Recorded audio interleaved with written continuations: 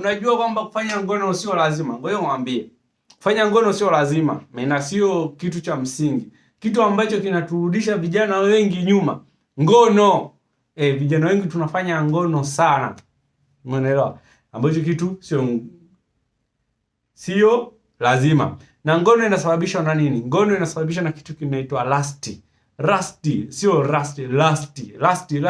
tunasema ni ile hali ya kuwa na hisia kali za kimapenzi. Umeona? Hali ya kuwa na hisia kali za kimapenzi. Kwa hiyo hisia kali za kimapenzi zinatusababisha sisi tu wafanya ngono sana.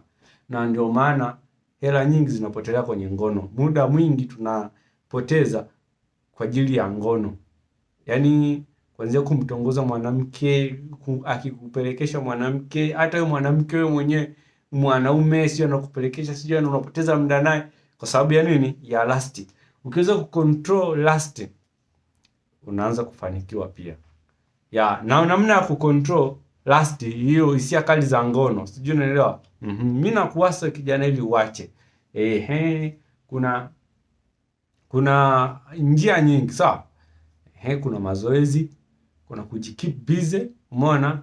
Kuna kuinteract na watu, umeona? Unaondoa zile hard feelings za kuwa na ngono. Sijui unaelewa?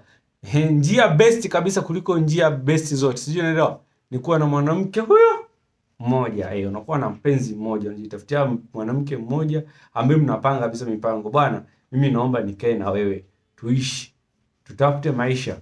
Sijui unaelewa? Wengine wanaamua kuoa.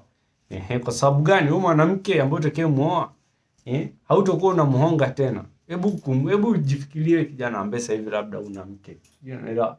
Kwa mwaka una sex na wanawake labda 6 mpaka 7 au mpaka 10. Sijui unaelewa? Kwa mwaka huo. Na hao wanawake 10 umewapa uliotuko na hudumia. Ulikuwa unahudumia, unawapa hela. Yaani kufanya tu sex nao unawapa hela. Kuanzia kuwatongoza unampa hela, akija ghetto ukimtongoza unampa hela, unapoteza hela nyingi. Sawa? Ndio maana watu wengine wanadecide kuoa, yaani wanakuwa na mwanamke ndani ili ya control ile desire ya sexy. Sijui umeelewa? So, ngono sio lazima, lakini unaweza ukazicontrol. So, wengi tukiacha ngono tutafanikiwa. Na ngono ndo zeturudisha sana vijana nyuma. Wengi tunarudishwa nyuma sana na ngono.